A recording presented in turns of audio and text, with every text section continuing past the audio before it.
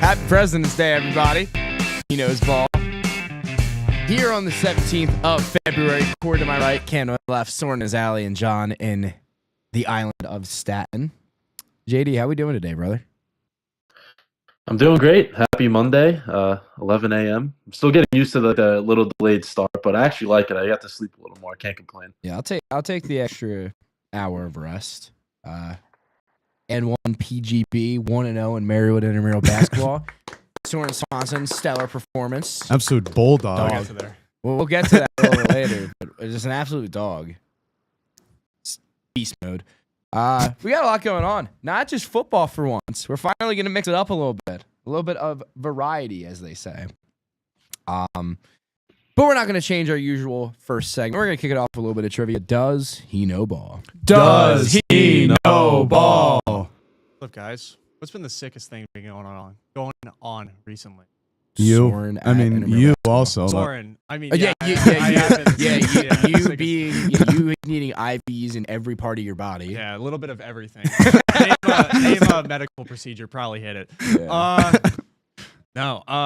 I might be America's biggest hockey fan after this weekend. I think maybe there's a lot of people probably have been deeply in love with hockey, but we're going to test our Team USA knowledge before we get more into the Four Nations tournament. But who's the #1 leading goal scorer for USA hockey all time? Wow, that's a good one.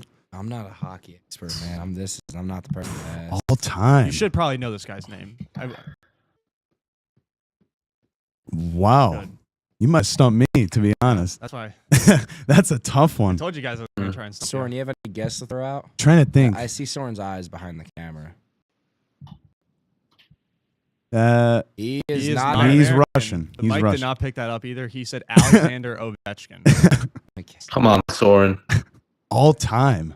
I'm trying to think in my head, going back. Biggs, you got You don't have to go that far back. That okay? You Oh, do yeah, that not need helps. to go that far back. Even I was kind of shocked reading this, considering obviously the NHL did not allow players in the Olympics for. A Yeah, decent that's amount of true. Yeah. time. Don't think about that. You can probably active. Yeah, that's what I was going to say. Is he active now, or no, he's not active? not active. Okay, so that narrows it down a little bit. Yeah, Very sadly, not active. I'm Could not gonna possibly be active. But he isn't active. Something happened. Something happened. Oh, I don't like the way you said that. I think I know who it is. Who? Is it Gaudreau? It is Johnny Gaudreau. Really, it is. Oh my God. Johnny Gaudreau, #1. #2, Patrick Kane. I was gonna say Patrick He is Kane. too, yeah. I knew he Brock- was like thinking like top 3. Brock Nelson, #3. And Brock Dylan Nelson. Larkin, #4. Did not expect to see that. And then Mark Johnson, #5, 1957 born. So did not, Wow. did not want to go with the top 5, but yeah. Rip goat. It Yeah, is- ripped it to is. Johnny Hockey. He beats Patrick Kane by literally 1 point. Yeah, Patrick Kane is. Gloucester Catholic alumni. Yeah. Johnny Gaudreau. Went to my high school. Not rocking my high school sweatshirt. I'm wearing my grade school track sweatshirt. At a Rock Our Lady of Hope track. 10 straight divisional track and field championships. Congratulations. Yeah, I know. I was responsible for like. I was not responsible, but I was a part of like 6 of those teams. Young Vin used to. That's what they call a dynasty. Young Vin used to run a good mile. Someone got a 3-peat done. Yeah, I don't know what a 10-peat is that a thing? Oh, Probably yeah. in baseball. Decade Pete. Yeah, decade feet. Decade. Dude, our track and field team was nasty. I don't know why. We were gross. But yeah, Our Lady of Hope track and field. We'll stick with hockey. Actually, I'm glad we made that trivia. Because currently going on right now is the Four Nations. One nation. Under God, indivisible, Indivisible with liberty and justice for all. What is poutine? Could not tell you. I don't know what like a Finnish food is. What is a Finland? Finnish food is like cheese and not meatballs because that's sweet. Love me IKEA meatballs. What is IKEA? But seriously, the Four Nations has been sick. I think we can unanimously. Oh my agree God. about that. You know, as a lifelong hockey fan, like I feel like the Stanley Cup playoffs came early. It's just been awesome to watch. Yeah, it's been awesome, dude. It's been so much fun to watch. And I'm someone who, like, I don't watch hockey religiously. I mainly just, like, watch Flyers. I'll watch my team. Dude, I've been fired up for this. I mean, there's no real argument. Yeah, to that. I don't think there's anything else to say. It's It awesome. is the best thing ever. It is like old school hockey all Yeah. over again. Guys are allowed to fight for more than 3 seconds. I mean, dudes are getting sent into the board over basically what should be a preseason tournament. 'Cause Yeah, if anything, you can consider this just a preseason for the Olympics. it is. And Yeah. if this is what this is going to be like. I don't think the Olympics are going to be fist fights, but dog. I think it's so funny how we have all these different nations. Some of these guys are teammates barreling through each other. And then like a week from now, they're going to go back to putting on like the normal unis. Oh, they're going to be laughing about it. Yeah, I know. That's what's so good about hockey is when you put on your country's jersey, you'll go through the wall against anyone. And then when that's over and you go back to your professional team, it's just like best friends. It's like all nothing over. happened. Yeah. Exactly. That's what they do for the All-Star weekend too. They treat each other all the same way. Yeah, but I'm glad that we brought up the Four Nations. I'm glad that we brought up All-Star Weekends because this is in replace of the NHL All-Star Weekend. And NBA All-Star Weekend also happened this week as well. The Pro Bowl happened a few weeks ago. It happened? It existed. So I kind of want to go through of the last, for all the 4 professional sports, their last All-Star Weekend and kind of rank them. I think Four Nations we can agree is number 1. Yeah, easily number 1. Now it is it does have an unfair advantage because it is completely different from the rest of the All-Star weekends because there's no skills competition, there's none of the like usual extracurriculars that they do. But maybe they found something unbelievably unique. Because Cam and I were talking about this before we went live. Is no other country, not any country, no other sport could realistically, no professional sport could really do it like this. We brought up baseball, right? They could do like an abbreviated World Baseball Classic, but when you think a lot of those guys are playing in other leagues. Yeah. So like the U.S. would have an unbelievably unfair advantage, right? So is that. The NFL, most guys are American-born with the exception of a few. So there's no way to really do it for that. The NBA theoretically could, and we saw how good the Olympics were this year. Yeah. We saw how entertaining that was. But again, if you look at a lot of those guys outside of the U.S., besides the top 2 or 3 players, a lot of them play in foreign leagues. So they're not playing here.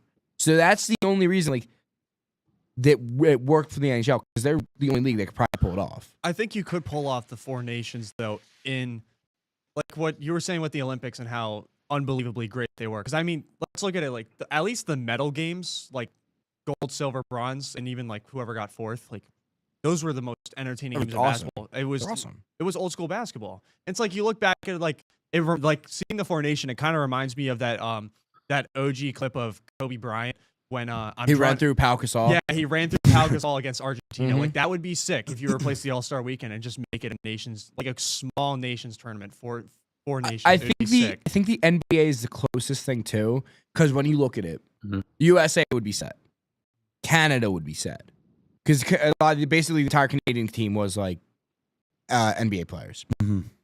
Serbia and France and all the other countries that were like in the mix, they would have like their top few players, and then there was like nobody else. Yeah, they'll have to pull from like the Euro League. But that's what I'm saying. Yeah. So you'd have to coordinate with another league, which makes it so difficult. I think in the next couple of years, I think the NFL can get it done solely on the basis, because we got to remember too, like Olympics is going to LA in what, 28? Yeah. Like flag football is coming to the Olympics. I think the year before, I think they could get it done. It doesn't necessarily have to be. They could bring in the teams who have like flag football national teams, and I think they could make it work. Granted, like you were saying, the U.S. would absolutely run the floor because I can't name a quarterback that's not of U.S. nationality. At least not yet. Unless they do NFL versus CFL. They could do something like that. But are people really going to watch that, though? Oh, rules suck. Yeah. But like NHL, I'm really excited for the NHL. I mean, think about the next like 5 years. I mean, they got the World Cup of Hockey coming back in 2028, and they're going to do that, I believe, every 2 years. Like Olympics coming up. Yeah. This winter or next winter? Next. 26. Yeah. So just think about how much they're setting it up perfect. Oh, I know. Like, everybody hates Gary Bettman, but I got to give him credit for bringing a lot of this stuff back. I mean, dude, it's making All-Star. and I think we can agree, All-Star weekends or Pro Bowl, whatever, it sucks. It's not entertaining, which it has the potential to be. So we can agree that the Four Nations is one. Oh, easily, yeah. What is second of the four major? I think it's a massive drop off. I don't even know. I think maybe I think it would have to be MLB. I think if it was MLB.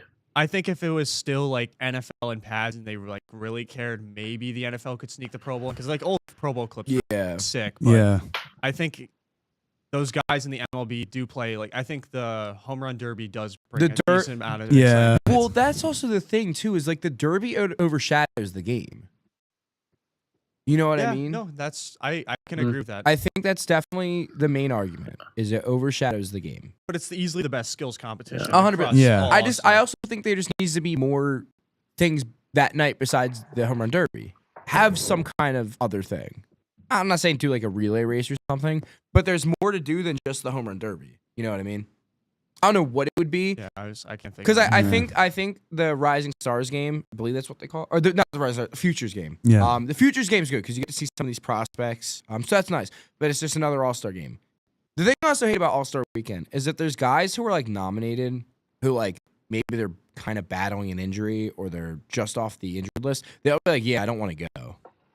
And that I think that sucks, dude. It's awful that like you get nominated as All-Star and you just won't go. So then you're getting like, I don't say bottom barrel players, but then like you're kind of scraping guys who like weren't bona fide All-Stars to be on the team. I will say there are some people who hate for the MLB All-Star game. And I kind of hate it too because there's guys who get snubbed in place of this. I think the way that they should do it, I like how they represent every team. They have one representative from every team. But what they should do is they should fill out the rosters with the best of the best players. And then whatever teams are left out, then you fill that roster with one representative from that team. I don't like that guys get snubbed because of that, but I do like that they represent all teams. Because then, if there's 30 teams and there's only 25 teams being represented, that's 5 markets you're not getting fans to watch. So I'd say MLB definitely helps because of that. I would say the NBA and the NFL are so bad. I just think the NFL's I don't know. I think the NFL's the worst. It's the worst. I think if we're talking about this year's version, I think it's got to be the NFL then the NBA. I think Really? the NBA was, dude, the All-Star game, I liked how they did the new format. It sucked. It sucked. It was commercials the entire time. Yeah, but just think about the NFL. Like, it seems like more and more. This is including like regular games. It's just getting softer and softer. At least the NBA is not getting softer. Like, it's not as intense as it used to be. Like, there's still some like softer, I guess, aspects that they're trying to push for like for player safety. But like the NFL just took a nosedive. Do you think they should bring back, at least for the NBA, do you think they should bring back how they did a couple of years ago? It was like Team LeBron versus Team KD. Do you think the players should at least draft their team rather than fan votes? Well, so it was fan votes, but then it was the NBA on TNT guys voting. See, the thing is, like, the way that it could have went would have been so good. You get 3 of the best personalities in basketball to draft teams.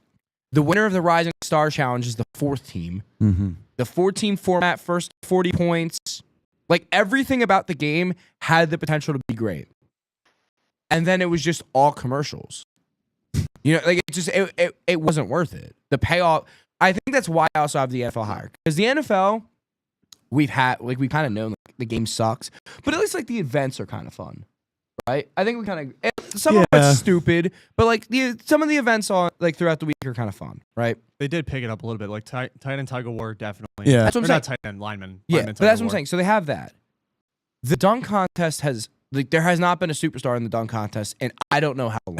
Yeah. When was the last one? Was it Zach LaVine? Was probably Zach the last LaVine one was where probably- it's like you couldn't go on social media without seeing Yeah. him jumping over And a car. it's been a decade now. It's been a decade since that dunk contest. It was cool when Mac McClung did it his first year because everyone's like, "Oh, it's a G League guy." Yeah, like, now he won for the 3rd year. And he may not even come back and do Yeah. it next year. That's the thing. So So they're screwed. the 3-point contest, it's fine. There's nothing wrong with it. Like, you don't need to change anything. I think that's the only. The Rising Stars Challenge was not the Rising Stars Challenge. The what's it called? The skills challenge. Sure. With them like passing it into like Yeah, again, like it CP3 and it 1B, is what yeah. it is. It's just I don't know. The All-Star game being what it was just such a letdown. So that's why I think I had the NBA lower. They've already had discussions about going to like a team versus world format. So it wouldn't be how the Four Nations is, but it would be like, hey, the best international players against the best United States players. Mhm. I think that'd be cooler. But if it goes back to the 210 to 205 final score, I'm not going to care. yeah. I don't know. I'm not a big fan of like. I think the only sport that does like Team USA versus the world of best is easily the Ryder Cup. I think granted like there was all that issue last year with everyone being not a big fan of the Ryder Cup last year, but I think like I would rather see it where it's like actual like people playing for like their flag, their country. Yeah. It makes it a little bit better rather than just like, oh, we're Team Europe. Yeah. Like I don't think because it's just like it's not going to make the energy the same. Maybe for Well, Team USA a little bit, but like Team That's Europe, why no. those events are. It's tough because the Four Nations was so good this year, and it is so good. I'm excited to see how it plays out. But it truly is like it can't be replicated. That's why the Olympics are so special. That's why the World Baseball Classic is so special. Like that's why these events that showcase these sports are so special because they can't be replicated. And the They guys can- actually want to play and represent. Dude, yeah. The amount of pride that players have to put their country's name across their chest, there's nothing that matches it.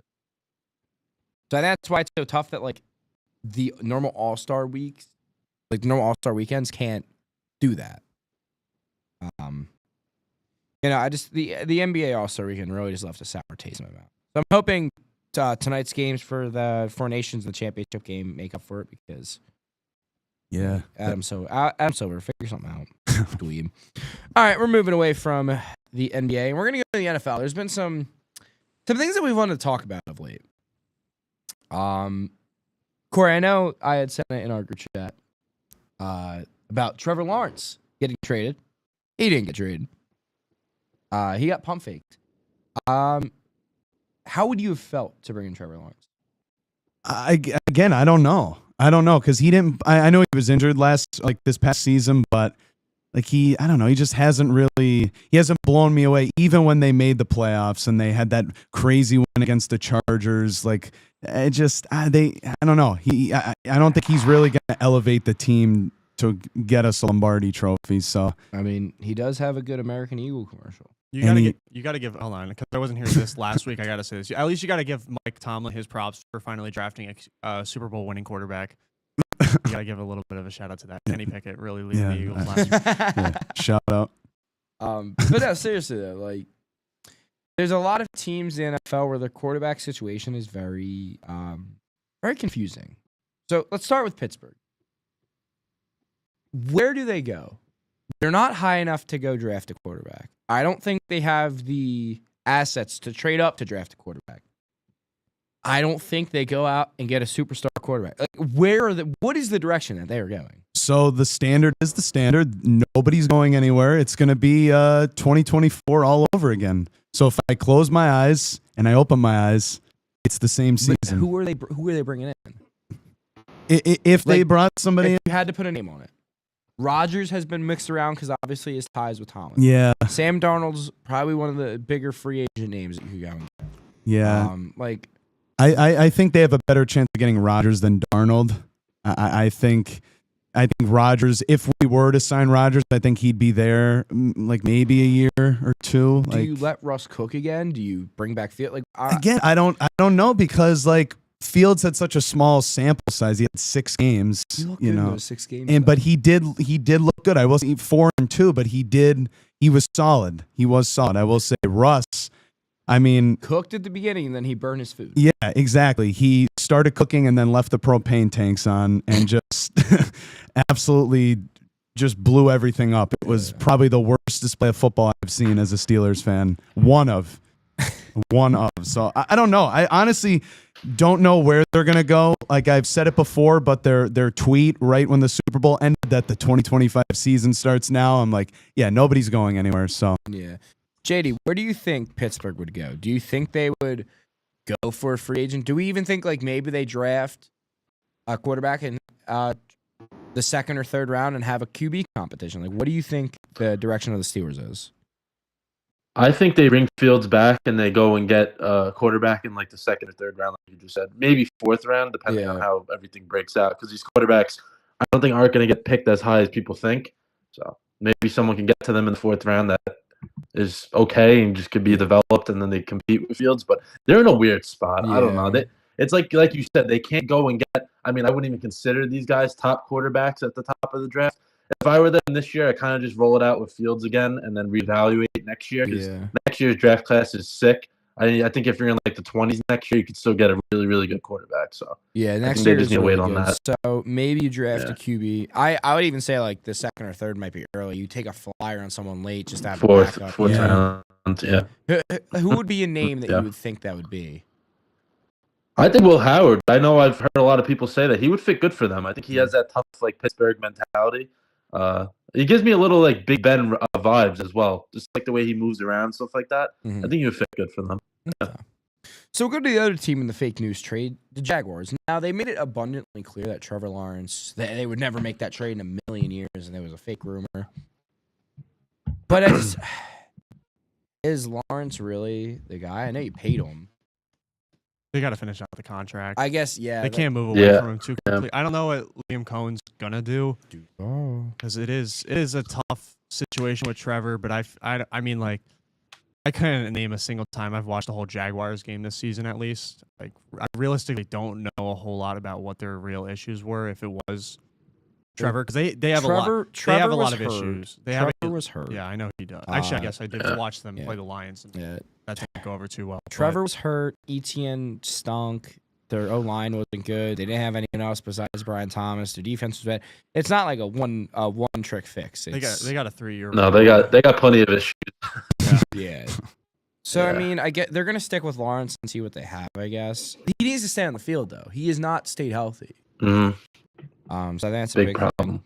Next team we have is John's New York Football Jets. JD, what do we think the Jets do? Because Rodgers has officially said it's been official that Rodgers is not returning to MetLife, at least wearing the green. So he might go to the other side. Might go to the Giants. Probably not.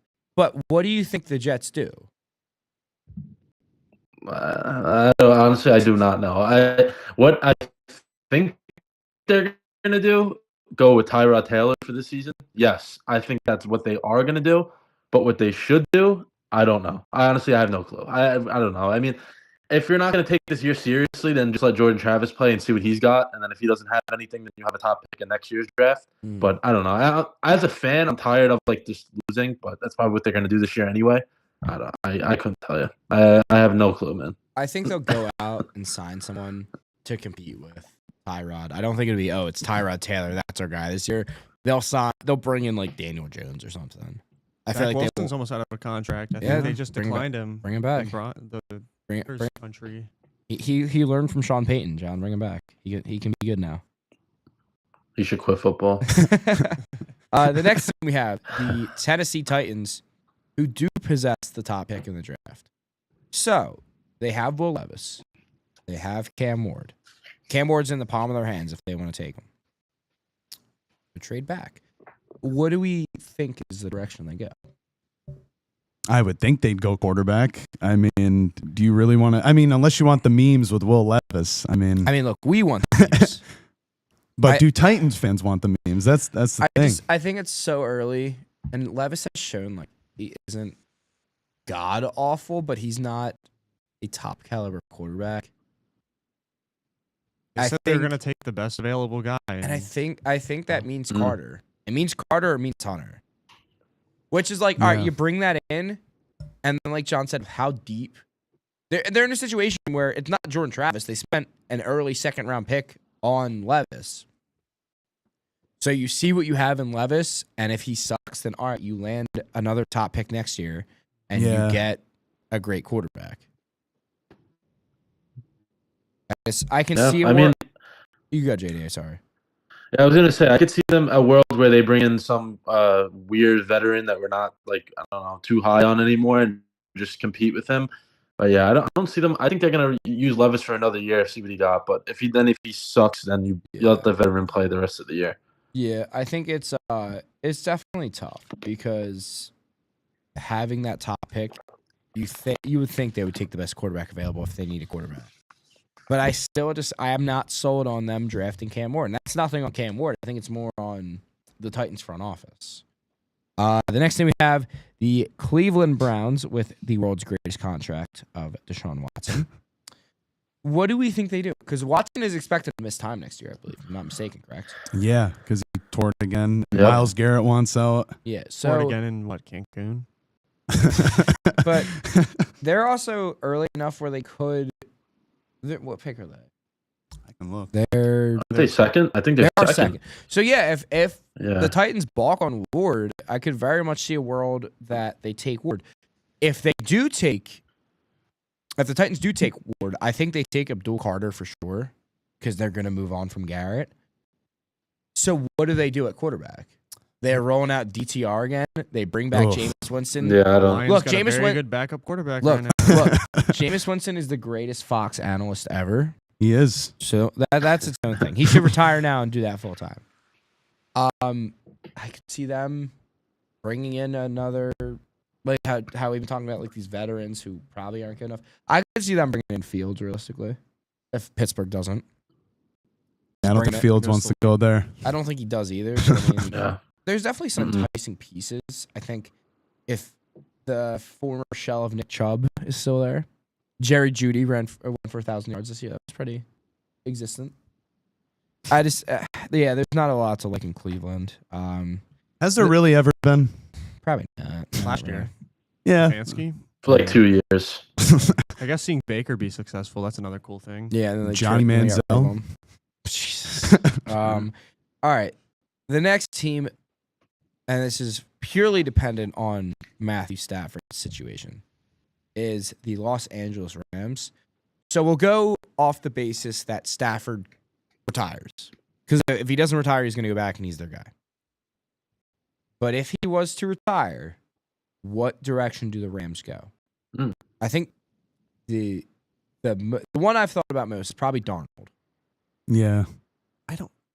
I like the scenario. Well, granted, I don't like the scenario because I personally want Myles Garrett in a Lions uniform. But imagine they trade Stafford to the Browns and they bring in their replacement for Aaron Donald. Granted, Myles Garrett isn't going to be around for that long of a time. But like building up their defense, getting a guy like that might be able to help them I mean, dude, in the short term. they missed the NFC Championship by 6 points.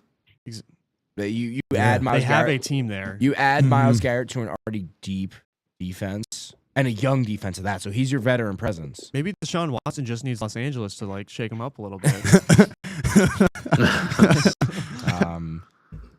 No, but actually, I think that Stafford's gonna get traded. I don't think he's gonna retire. They're having contract issues. Where does They he? they get can't dealt figure to? out a contract. Where does he I- get dealt? I think I wouldn't be he's- shocked if he goes to the Giants. I think he's going to the Giants. How His would you? brother-in-law just got hired as assistant quarterback coach. Mm. Cooper Kupp's gonna get cut. Giants have plenty of cap space. How would you feel if the Jets were to trade for? Oh, Stafford, I would love it, but they won't. But I would love that. I'm all for it. Yeah. Yeah, Curious on what would. yeah, but warrant- it's not realistic for the Jets, Yeah. though. That's the thing. Yeah. I wonder what would warrant, like how much you'd have to give up for Stafford. I don't think that much. I think they've gotten everything out of him. I don't think that Yeah. much. Yeah, Yeah, I think they've gotten Yeah. everything they could have asked for out of Matt Stafford. I think especially with like the injury history too. Exactly, You're, and with- you're really rolling the dice with, with older with QB. Cup like wanting to get out, I think you get as much for him as you possibly can to set yourself up for the future. I mean, you had a pretty solid playoff run this year. I think it'd be okay if you take a single year off. I mean, there's not that many LA Rams fans, so like they won't be that hurt. and they'll still be okay. They won't be like Yeah. the worst team in the league. I They'll think- have a shot. I at the think playoffs. theoretically, even if they weren't to bring in a quarterback and they just rolled it, Jimmy G out there, I think they'd be fine. They wouldn't be great. Yeah. but Yeah, they'd they would they'd be. fine. Yeah. I don't think Jimmy G would be that bad. Yeah. Mm-mm. It wouldn't be like this end all be all, but I think they'd definitely be talented, and he would be a transition quarterback. And I think they'd be okay with that. Yeah. Staying in that division, the Seattle Seahawks. I believe Gino has one more year, if I'm not mistaken. This is Couldn't last tell year. you. I think it's One the year last. too much. Yeah, he proved that there was an overpay on that contract. Yeah. They have Sam Howell there. Ugh. Their quarterback room is just disgusting. Oh no. Yeah. Oh no. They'll have another just above 500 season. I don't think Yeah, they don't hit the panic button this That's early. probably what they do. But all right, Uh-huh. let's start forecasting though. Gino puts together another year like they did this year. They missed the playoffs. They're a 500 team. He isn't exceptional. Where do they go? Next year's draft is really thick. Like there's a lot of quarterback prospects going in, so they very well could, with a mid-first rounder, be able to grab a guy. So that's probably the direction they go, if I had to assume. I agree. I don't see them moving away Yeah, from Gino. they're just in a weird spot. I think Gino is probably. I wouldn't be shocked if they re-sign him just to have him constantly in that quarterback room. 'Cause Yeah. He knows the system. I could see him easily retiring as a Seahawk, but I don't. I think it's a little too early for them to be making too many panic moves. I Yeah. think you just slowly set your team up for the future Yeah, and look for your guy next year. because I really like their offense. Their offense, the talent is there. Metcalf is starting to evolve. Is starting to get moved down to the number 2. They're really high on JSN. I think the duo, even like when Walker gets hurt, Charbonnet's a beast. Yeah. I think they have a couple of good running backs. I think their line could use a little bit of work. It's not the greatest line, but they could always build up their own line. I think their defense is decent too. It's not what it used to be, obviously, but they have a lot of pieces. I think their only issue right now is quarterback. Yeah, Gino's just been so hot and cold, and I found that out in fantasy Yeah. this season. Like one minute he's giving me like 20 points, and then he'll Give you- drop 4. Yeah. Like We'll go back to the East. Gino experience for it. We'll go to one of Geno Smith's former teams, the New York Giants. Where do they go, man? Like, is it another Drew Lock and just it is what it is? I know we tossed out Stafford, but let's say Stafford doesn't happen. Do they go and like they have a chance to get Shador in the first round? Like, what are they doing? Mm-hmm. I think what Saquon did to them this season I was just about to will say that. linger in that franchise's mind, and anyone who ends up landing a position at the Giants for at least the next decade. I think they have screwed themselves so badly trading away Saquon Barkley. I don't even think they need, like, there's so many issues. I think until you completely wipe out the front office, get rid of Dable, which I hope Dable has a successful career outside the New York Giants. Yeah. But like, I think you just need you need to go on vacation for like 4 seasons. to, like, I recover. can't really see them. It also hasn't been fair because Dable is a quarterback guru, Mhm. and he didn't get a guy who warrants it any. And I guess you got your best year out of Daniel Jones in his first year, but like it's Daniel Jones. There's not a lot there. I think they'll probably draft Shador. Yeah. That's probably the direction they go. They Yeah. draft Shador, and I think they'll give Dable 1 to 2 years to try and make it work. I think there's definitely the raw talent is there, but I don't see the long-term sustainability. I agree. I think, but like the thing is like if you draft Shador, he's not going to be successful. Not to like try and bash on him or hate him, but he's realistically not going to be successful for at least 3 seasons. They don't have a line. If they can don't get have weapons, get yeah. things together. Besides if they can neighbors, get- they have no one on offense. like I think like they're gonna have to be so patient with Shador that I don't think we can even predict how this team's gonna go for the next 10 Yeah. years. I think the only thing that's the safe bet is just dumpster fire.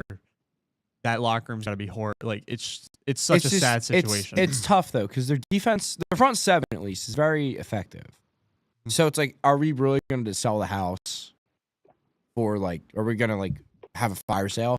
Because you can't, because you have a lot of, besides like Dexter Lawrence, like a lot of your solid players are younger. Lawrence and Burns are probably your 2 vets, but they have pieces that are good. It's just there's a lot of negative around that team. I don't know. Tough call. I think it's Shador, but I can't pinpoint it. This is probably the most interesting situation.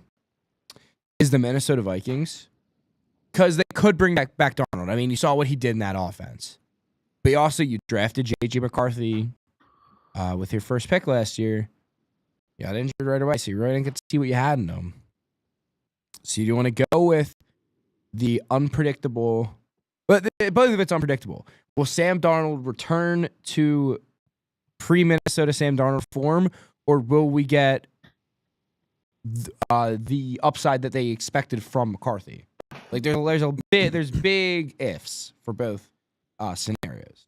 I want to hear from you guys. I have my opinion on this. I know what I'm gonna say. I want to hear what you guys Yeah, have to I say was first. I was gonna say I think you let Darnold run it back. I think you do what the Falcons do. Like if Sam Darnold just sucks, then maybe put in like I don't know. Are you okay eating all that money though? If you that's the because that's thing. the thing. Yeah. Is like so Yeah, it's that is a tough. lot of money. Yeah, Atlanta, as I'm saying, Atlanta is going to be eating that contract for the next 3 years. that's true. Yeah, You know, if you sign Darnold, because at least Kirk Cousins has proven that there's something in the past. This could be a flash in the pan for Darnold. that's true too. Yeah, You know, like It's unpredictable. it was Cousins coming off an injury, which is always injuries are always tough to Yeah. predict, and it kind of proved that he didn't have what everyone thought he had left.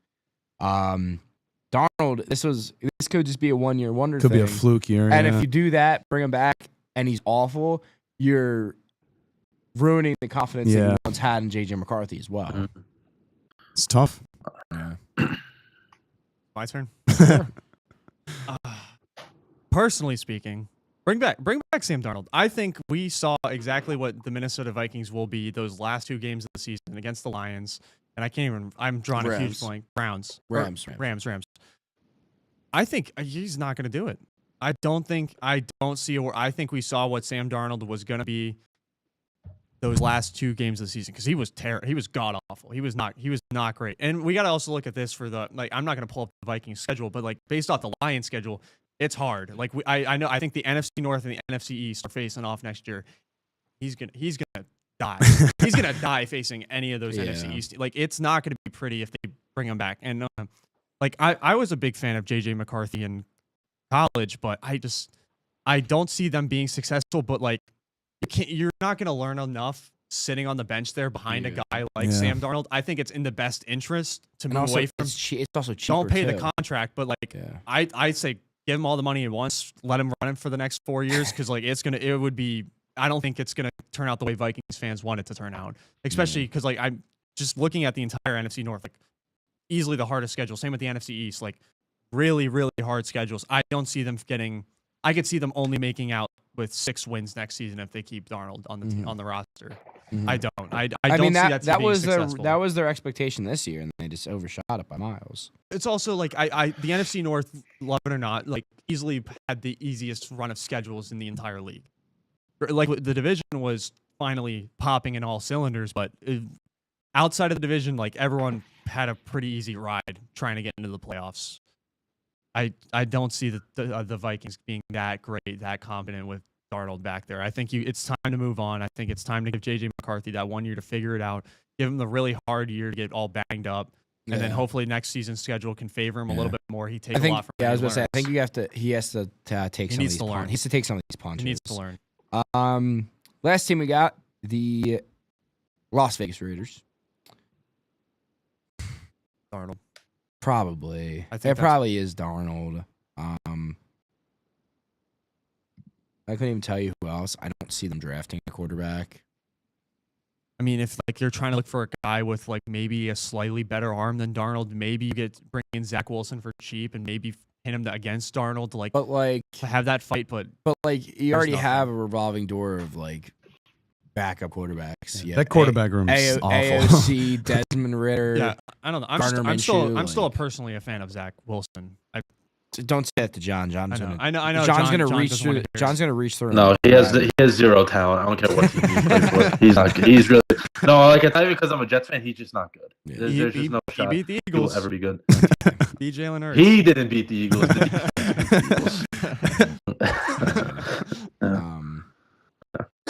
I don't know. They should just get Russ. They should just run it back like old times They should let Russ cook in Vegas. Pete Carroll. Yeah. for the year. Why not? That would be For the year. nice. Why not? I guess. Send off, then Then- retire. They Then both where do go to retirement homes. If Darnold, because everything's pointing to Darnold going to Vegas right now. If because we didn't really consider Darnold. Like, do you want Darnold on the Steelers? Probably not. No. Like for maybe what the you're Titans, gonna have to pay. Yeah, no. I think if they go like we're going back to the Titans on this, but like, if the Titans draft Abdul Carter, maybe putting Sam Darnold in Tennessee, maybe that won't be that half bad. No. I think No. Absolutely not. I don't think that would be bad. No. I don't think. whoever signs him is going to overpay. The only Yeah. team that would make sense for him to go, there's two teams that would make sense where he would still have success. Returning to Minnesota, because you saw what Kevin O'Connell got out of him, or going to the Rams. I just don't think he's going to have that same flair unless it's an easy schedule. It's the coordinator. It has nothing to do with him. If he goes to a team where the coach or the coordinator isn't good, he's not going to have success. Those are the only two teams where he will go and have success. Staying with Minnesota with Kevin O'Connell or going to a Sean McVay-led offense. Besides that, any of the other teams we just talked about, he is not going to have success. No. It doesn't matter the talent on the team. It doesn't matter the faith in Sam Darnold. It is purely based off the coach and scheming him the right way. If he goes to the Raiders, the Giants, Steelers, Jags, any of the teams that we talked about, he is not going to. Well, if he was in Pittsburgh, you'll see his passing yard stats just go way down. Exactly. Way down. Probably cut down in half. Yeah, exactly. Way down. So there's only two teams I could see Darnold having success with. We've been talking like GMs, I feel. We're talking like general managers. We've mentioned the name Myles Garrett. So we're going to go around. Soren and I will work as the Philadelphia Eagles front office. Jack and Corey will act as the Steelers front office, my mistake. Cam, you'll be the lone Lions front office, and JD, you'll be for the Jets. So start with you, Cam, because I see your notes here. Yeah. If you were to make a trade for Myles Garrett. If you were to make a trade for Myles Garrett, what are you giving up? Well, it's not that if I would make a trade for Myles Garrett. The Lions need Myles Garrett. I mean, if I'm Brad Holmes, I don't know the GM of the Browns. I don't think anyone does. I'm calling him every hour. I'm not done calling this dude until this trade happens. He blocks your number. Probably exactly. Keep buying burner phones. It doesn't matter. Like, the Lions need to get this trade done. I think the Eagles have proven that guys need to take a pay cut, and you don't win unless you have the best D-line in the entire league. So, my proposal, and we're going on there's a lot here. I think the realistic part of this trade is, I think, give the next 2 first-rounders up. Do we need them? Probably. Do the Browns need them? Yeah, the Browns really need them. And then give them Hendon Hooker. I'm a big fan of Hendon Hooker. I think we're doing more harm to Hendon Hooker, keeping him, letting him just ride the bench. Because, I mean, even if Goff becomes horrible in the next 2 years, like, he's going to finish out that contract. There's no way we move on from Goff. Give Hendon Hooker the reps. I think he has shown his flares. The Browns need a quarterback like that, and I think it's better for them to take a chance on Hendon Hooker than drafting another quarterback and then, like, just ruining their team for another 5 years. On top of that, we're going to also be working with the Detroit Tigers here. No one in the city of Detroit wants Javier Baez on that team. Maybe the Cleveland Guardians do. We can work out a little. Would that be the first trade in all time that goes across league lines? Probably. But give Javier Baez to the Cleveland Guardians. And then finally, we got to get rid of this curse of Bobby Lane. I think what Peyton Manning did not work. I think at this point we need a blood sacrifice on the grave of Bobby Lane. I think if all these come together, we can bring Myles Garrett to the Lions, and maybe Detroit can win a Super Bowl. I want to just throw the house on him. If we can just get to a Super Bowl, I can die happy. We can go 0-16 for the next 5 years. I don't care. I just want to see them in a Super Bowl, and we need Myles Garrett in order to do that. So how do we think I did? That's a nice pitch. I feel like I'm on Shark Tank right now. I just don't think the Guardians really want. I don't think the Tigers do either. But yeah. I think it's just an extra incentive. JD, what do you think?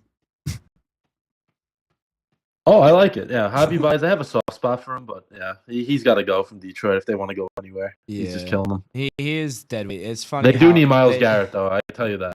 Yeah, it's funny how much better they got. Once he got hurt. Yeah. Oh my God, it's insane. They were sellers at the deadline, and then was it less than 1% chance to make the playoffs? And then they yeah, exactly. All right. So Corey and Biggs, if you guys have to make an agreement on this. What are you giving up to score Myles Garrett? Not that Pittsburgh would be able to land him. I don't see Cleveland making a trade in division, but if you guys were to try and trade for him. Yeah. I mean, I'll hear Biggsy first because I have some ideas in mind, but I honestly don't know, but I really don't want him. Not because I don't think he's a good player. I think he's phenomenal. Just Edge is like maybe the least of our worries. Pittsburgh, the point where giving anything up for another phenomenal edge rusher would really just kind of tank something else on the offense. But I would honestly offer TJ Watt.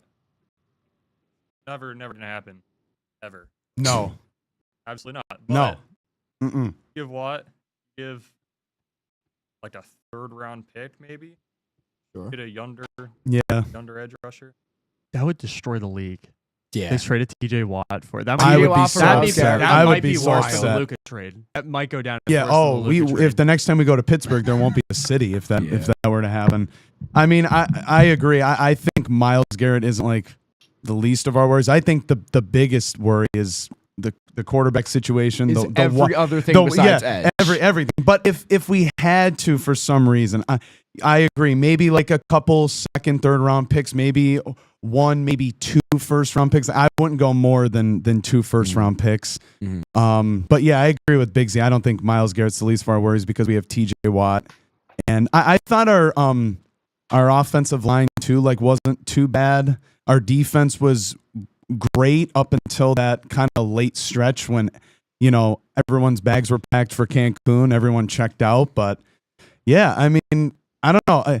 I know like Debo's on the market, but there's a good chance that he may decline every trade option. They just released him. So like, I don't know. We're in a tough spot. Like we were talking about. Steelers are, I don't know what we're doing. Steelers really. country, let's weld.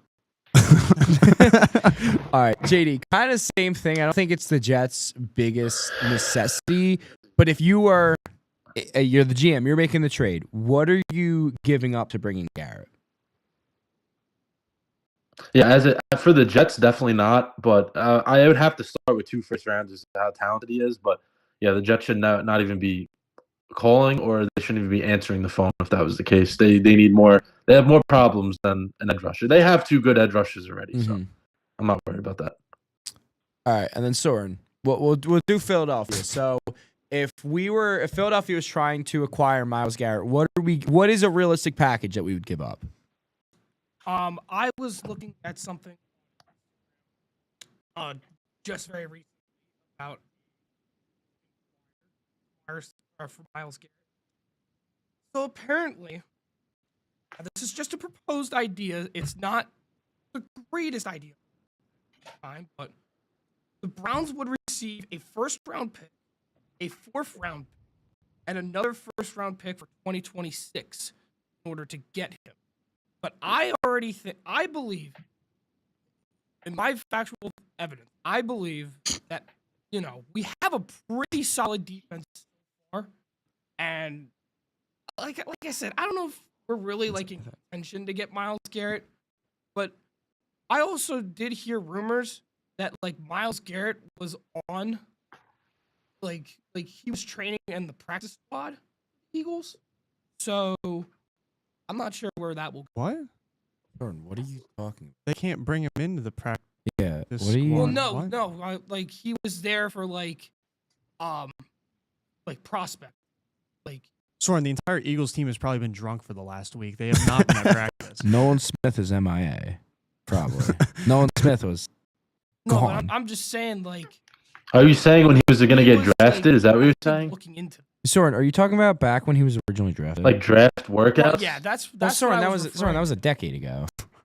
Yeah, and they bring everybody in. Yeah.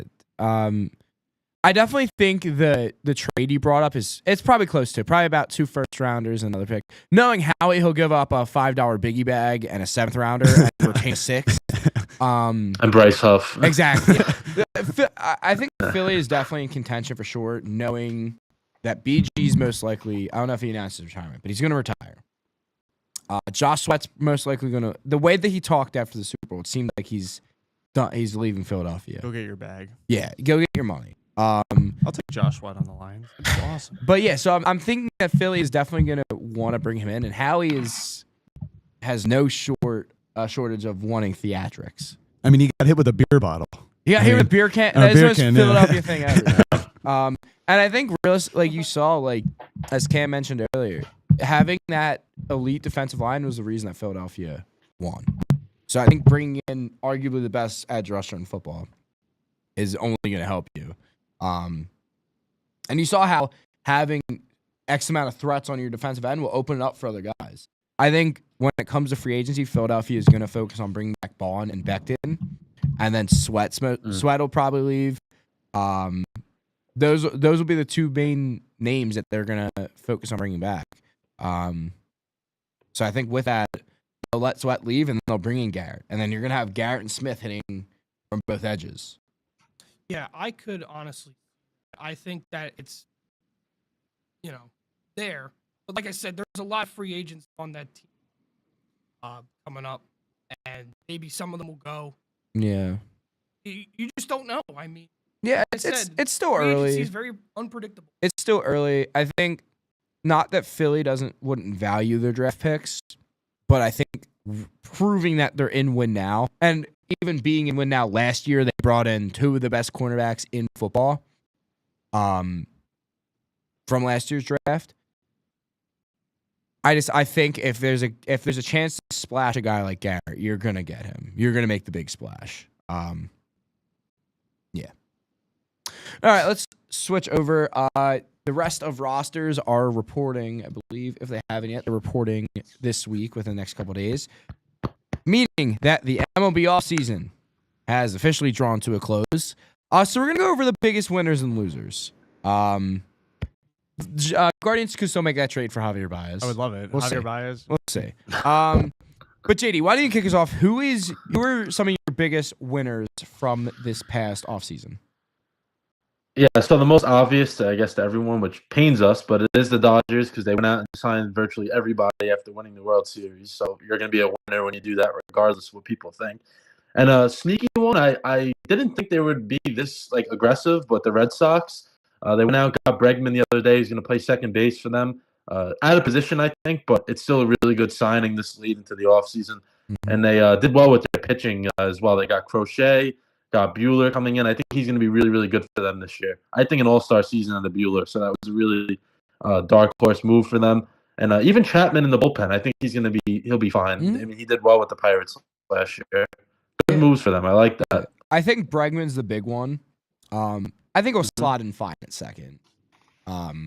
He's always been he was a shortstop prospect when they first got him, so I feel like working up the middle, it's been a while since he had to do it. But yeah. I like it. Corey, who do you think your biggest winners of the offseason are? Well, obviously the Dodgers. We're going to move on from them. But, John, how about the Mets? How about the Mets, John? Yeah, I just didn't want to say because I'm a Mets fan. I was waiting for one of you guys to do it. But, of course. I mean, first of all, they got Juan Soto. We don't have to say anything more about that. I mean, they re-signed Sean Manaea. I mean, he was one of the NL's top starters, improved from his last couple of seasons. And they got Yankees reliever Clay Holmes. And I don't dive into baseball as deep as you guys do, but I was reading that the Mets might even transition him into a starter, so I'm kind of excited to see what they do with that. Yeah. And, of course, re-signing Pete Alonso, too. So I'm excited about the Mets, John, I got to say. JD, I do want to bring this up because I was seeing this yesterday before I get my winners. Regarding Clay Holmes, there's reports that he is adding what they call a kick change to kind of have disgusting. That lefty wipeout pitch. But I wanted to ask because I saw side by side. You can tell right at the moment he has a tell on his changeup. Yeah. How are we feeling about him converting to a starter and developing a true third pitch?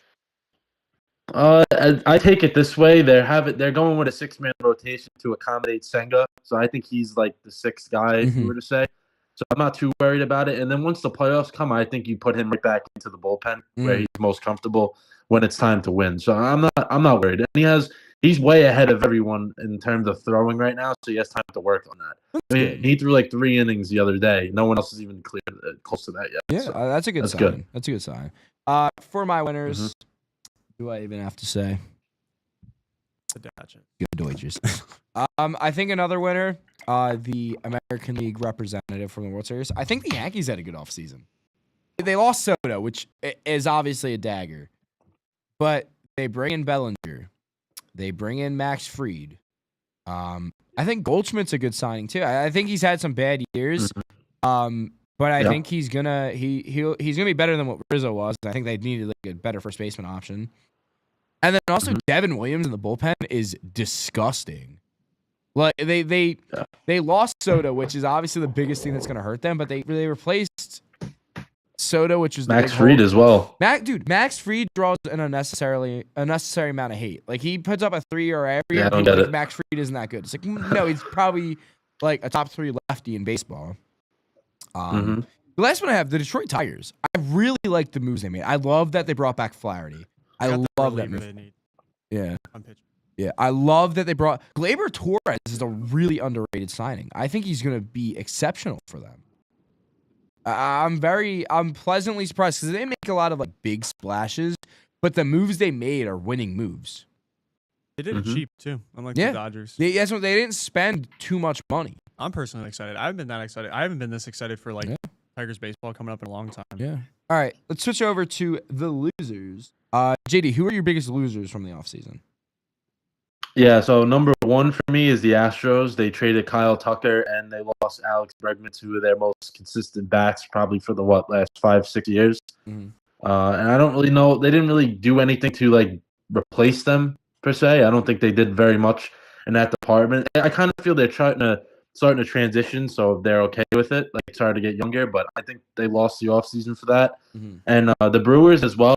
Trading. This is the thing about baseball is like teams don't have those teams like the Brewers don't have high payrolls, so they're going to get rid of all-star guys and trade them to the big markets. But yeah, they're trading Devin Williams, and what did they get really? Nestor Cortez. Mhm. What are you gonna do with that? Nothing. They didn't get anything crazy for him. So yeah, those are my two losers. Sure. Same thing for the losers. I had the Brewers. Couldn't sign Willie. I can never say his last name. Adames as well. Adames, Yeah. yeah. Willie Adames. I forgot about that. And they didn't really like save any money. Like I read that Cortez is gonna get relatively the same salary. So I don't know. Just Yeah. didn't do anything for me. I think it's what's difficult with the Brewers is the last couple of years they've lost key pieces to their team. Craig Counsell last year, the year before Hader, and yet they still win like 90 games a year and win the Central. So I'm not going to say Devin Williams and Willie Adames leaving Milwaukee's going to be guaranteed to win the Central. But they've kind of proven that, like, even when they get rid of some of these guys, they just find a way to win. But I definitely think the lack of moves and losing 2 key pieces is going to hurt them. I think overall, everyone's a loser compared to the Dodgers, in a sense. But if I had to actually pinpoint teams, I agree with the Houston Astros. On top of losing Tucker and Bregman, Presley wasn't great last year, but Ryan Presley is no longer on the team. He was also dealt out of there. They did bring in Christian Walker, which I think is a nice addition to the middle lineup. I think you got a Gold Glove first baseman, but I don't think it offsets the loss. And I know Verlander is old. He's in San Fran now, but still having Verlander as a presence in that rotation is always going to hurt. The next one I have, Seattle. I think Seattle had the chance to bring in a big bat because offensively they need it. Their rotation is exceptional, but they could have brought in Pete Alonso. I think Pete Alonso would have been the perfect addition to the middle of the lineup. That is what they needed. It would have been support for Cal Riley and Julio Rodriguez. It would have been perfect. Just to bring it back. Bring back Teoscar Hernandez. Do something. And they really didn't do anything offensively. So for that, I think Seattle, that's going to be the thing that costs them. I think they're going to miss the playoffs by 2 games, and it's going to be because of lack of offense. And then lastly, the Baltimore Orioles. 2 years ago, they won 101 games, and they go to the postseason. They bring in Corbin Burns. He leaves in free agency after this year. They don't do anything. And this would have been the time to spend. Santander left, and that's fine. They brought in Tyler O'Neill and Charlie Morton, so they make like minimal moves. But it's just like this would have been the year to go out and spend because the young core that they have, Rushman, Henderson, they're going to see what they have in Jackson Holiday. Like a lot of these younger guys who are going to, come up on free agency or are going to be having arbitration hearings soon, they're going to get expensive quickly. So you should have tried to cash in and get a big name or two this year. And it just seemed like they were really hesitant. And with how the NL East looks, I mean, we know what the Yankees are going to be. We know how talented they're going to be. I think Boston is going to be really scary as well. I think Toronto could be good. It's a tough read because they have the core. I think Vladito being in a contract year, he's going to put up MVP numbers. I think Santander being in the middle lineup is going to be nice. I think Bichette's going to bounce back, and I think that rotation's good. I think there's a lot of pieces to like there. And even Tampa Bay proves every year that they can just win games no matter what, no matter who they roll out. I think they're going to have a down year, and I wouldn't say they're going to break the 500 record, but they definitely have the capability to. It's just that it's the Rays way. They keep winning no matter what. So this would have been a year where Baltimore really, really, really needed to cash in, and they just didn't. And that's kind of disappointing because I think Baltimore could have been the scariest team in the AL, as like it showed 2 years ago that they could have been the scariest team, and they're just not. They're not in the slightest, I don't think. Who put that note in there? I did. Okay. Yeah, I don't know if you guys want to talk about this real quick. It's not so much that like I want to hate on the Phillies. It's the lack of anything. Because I know we were talking about it after they got knocked out of the playoffs. They were talking about trying to move away from Marsh. They were trying to move away from Baum. Like all these guys, but like they didn't change anything. Yeah. I wanted to mention them just because like, what is there to look forward to? I feel like everyone in Philadelphia was so distracted with the Eagles playoff run and like the Sixers being garbage that everyone kind of just like forgot about the Phillies for like at least a couple weeks. But like realistically, they didn't do anything this offseason. They made a lateral movement. They replaced a reliever with a reliever. Now they lost Hoffman, Estevez, but I really think they want to push Kerkering to be have a bigger role. Mm-hmm. They didn't make that big splash. I think the Bohm stuff may have been smokescreens. True. I don't know. I will never know the answer to that. We will never know the answer to that. I mean, I know it was just it was a very weird situation. Yeah. They just lost so much momentum against the Mets in the playoffs where it made sense to at least try and bring in literally anyone to try and improve that lineup. I think the thought was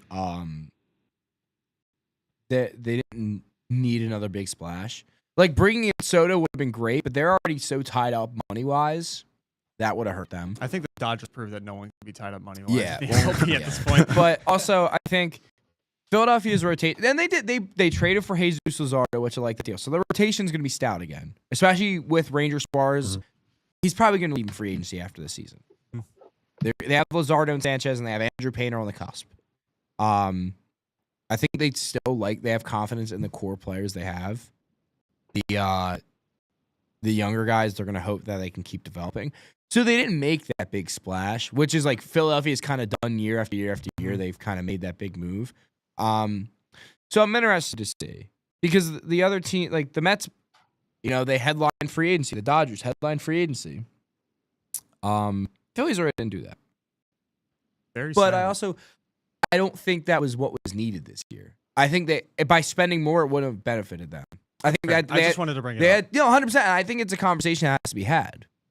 I think they want to see what they have with their in-house options, and then next year they go for it. Because you got to think JT Realmuto is a free agent after the end of the season. Schwarber's a free agent at the end of the season.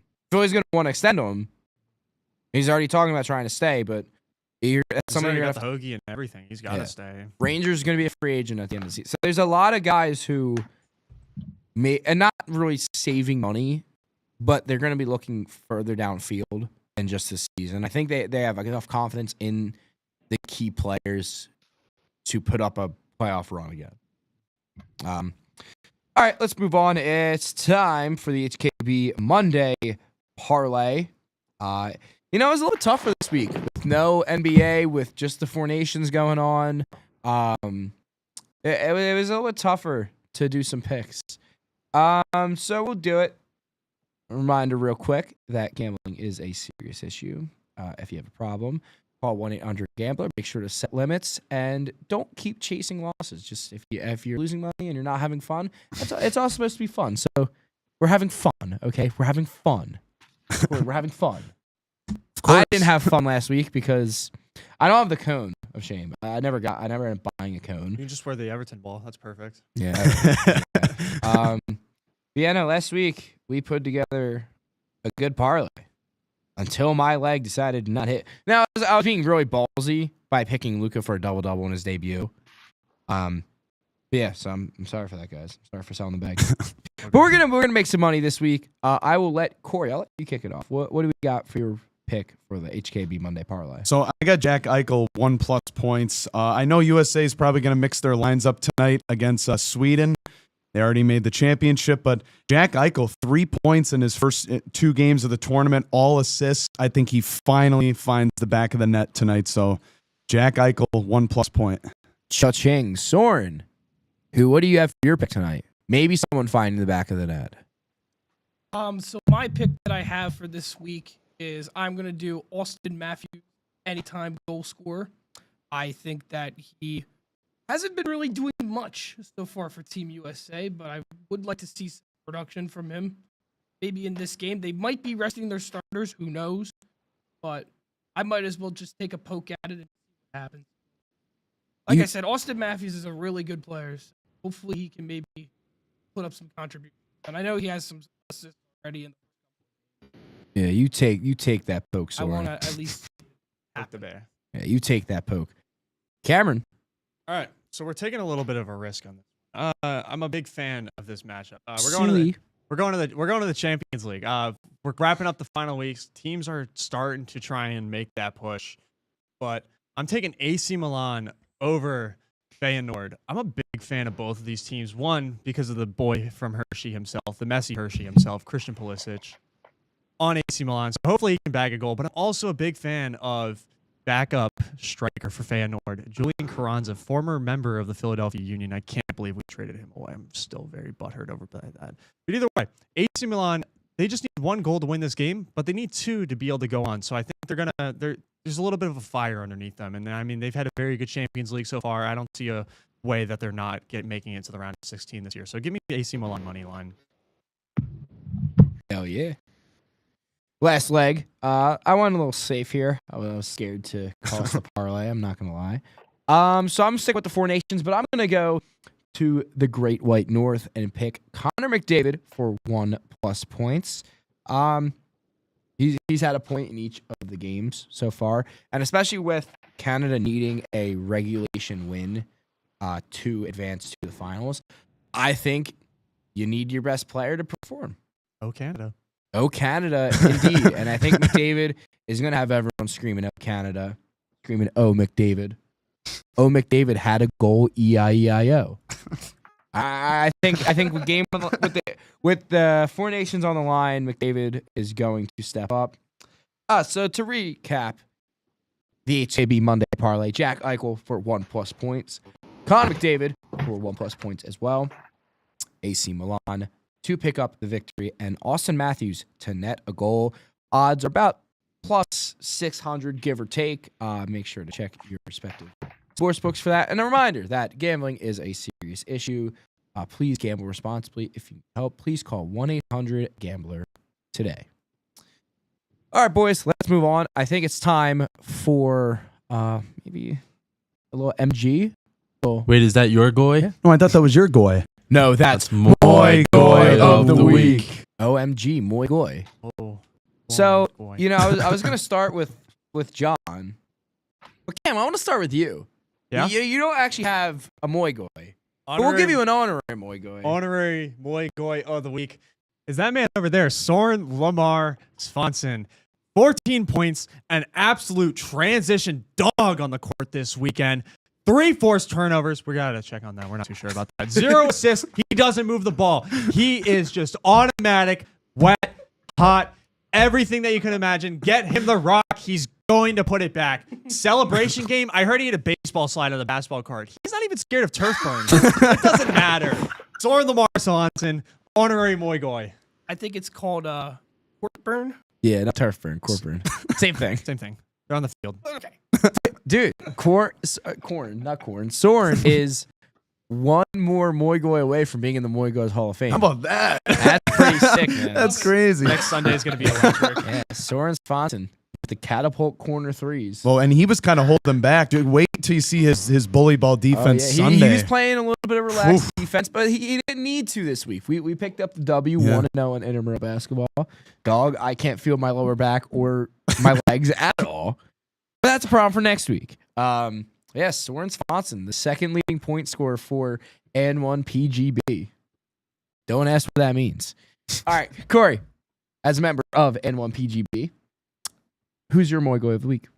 Well, it stays in basketball. It's Gabe Madsen, the senior guard from the Utah Utes.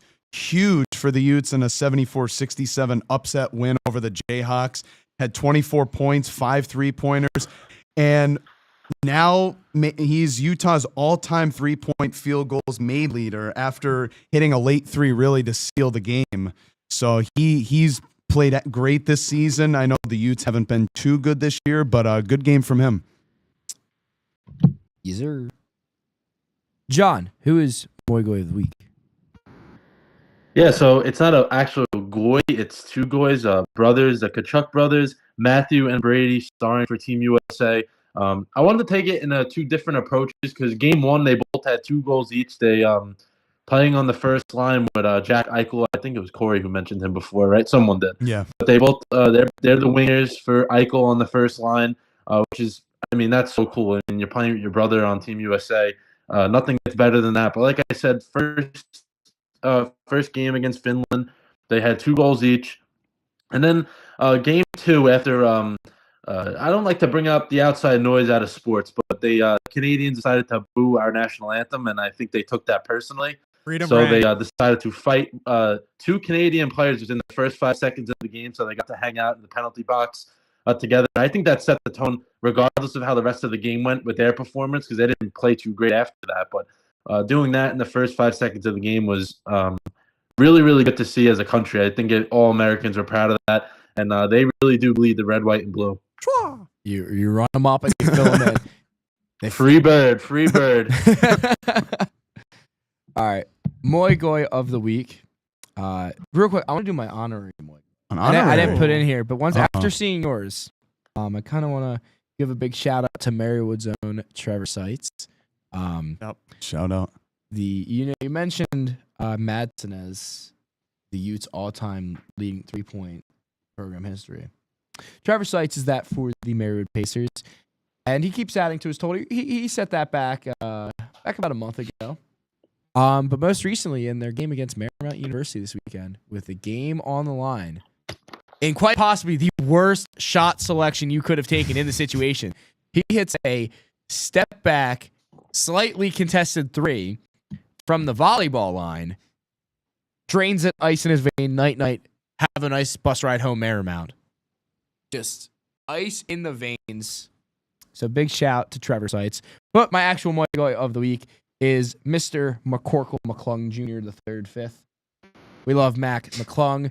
His 3rd straight NBA dunk contest championship.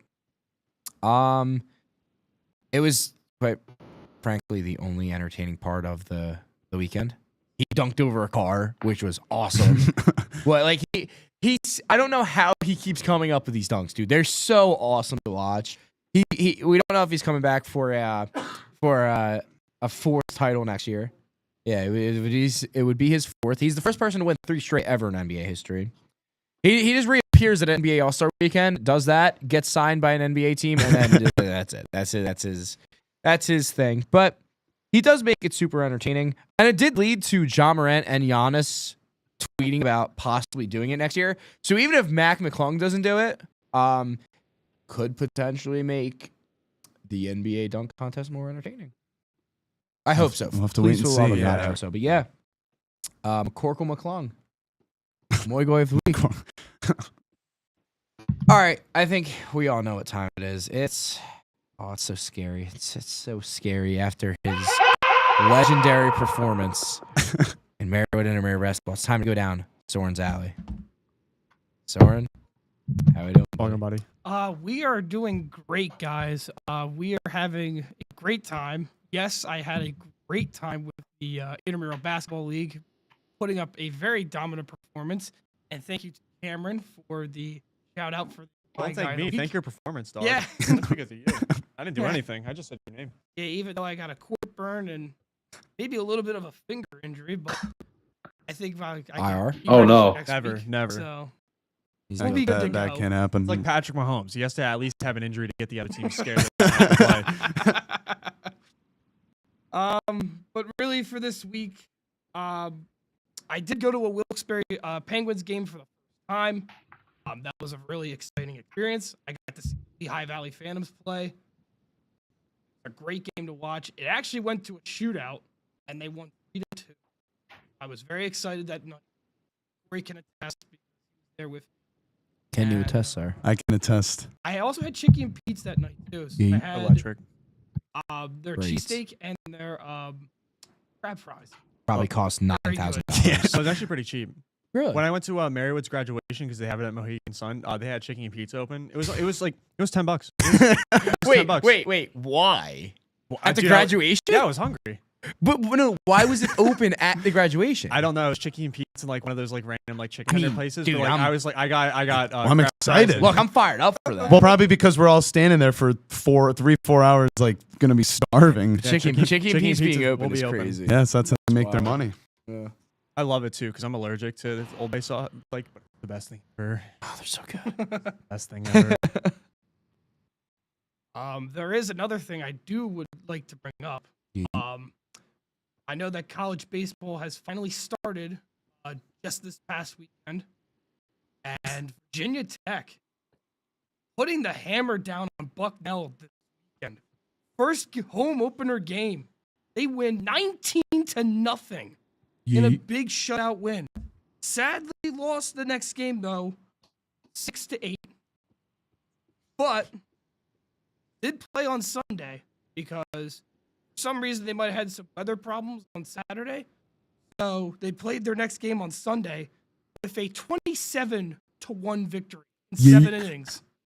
So, like I said, man, watch out for Virginia Tech this year. Like, they are going to be a very interesting team to watch. And like I said, I'm so grateful that my uncle is the head coach there. So, very exciting to see that. Their ETA. their next game is actually tomorrow against Eastern Tennessee State University. Heck yeah. At 4 That's gonna be a o'clock. 30-0 route. Home field advantage for that game. ETA. Yes, sir. Miss We'll have to see what happens with that. Yeah. And yeah, I also made some. I made some chicken. I believe it's like a chicken rice bowl. Good job. Electric. Like a chicken, rice, egg, and rice bowl. It was very good actually. I had it There last you go. night. There you go. NBA Questionable All-Star. about that cheese. That All-Star game. Oof, that was Yeah. crazy. Yeah.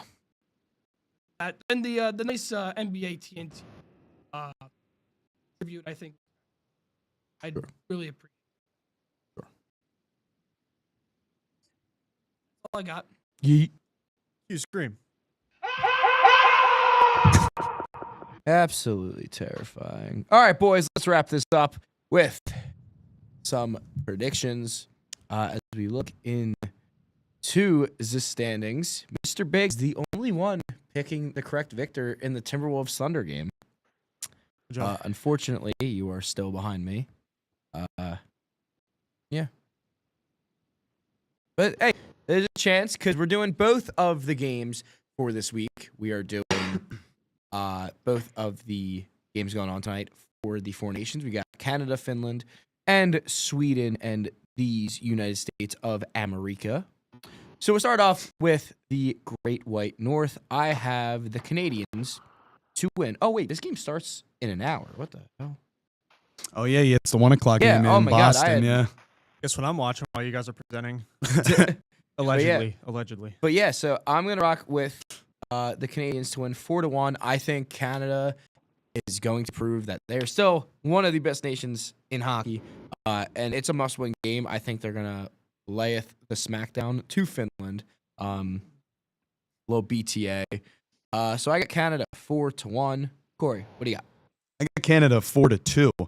Canada's just the better team. Their forwards, defensemen, they're just leaps and bounds better than Finland. The only issue I have with Canada is Jordan Binnington in goal. I just think Finland's going to have a couple, like they're going to keep it close, but I think their only chance of winning this game if they just jump all over Jordan Binnington, but I don't see that happening. 4-2 Canadians. JD, what do we got? Yeah, I got Canada 4-1. Like we said, I repeat myself, but must win in regulation for them. They can't afford to even get it to overtime. So they're going to win in regulation pretty easily to me and make it back to the championship. And they haven't lost in a long time before the other night. So they're going to make sure they do that. Cameron. El Canada, Cuatro y Dos. Connor McDavid, Uno Pointo. Yeet, Soren. I am going to be doing Canada with a score of 4-2. I think that Connor McDavid will have a pretty good performance because, like I said, they're looking for revenge after they lost to the United States. How was that? Yeah. And I also think that maybe Willie Nylander might score a goal. Who knows? Love it.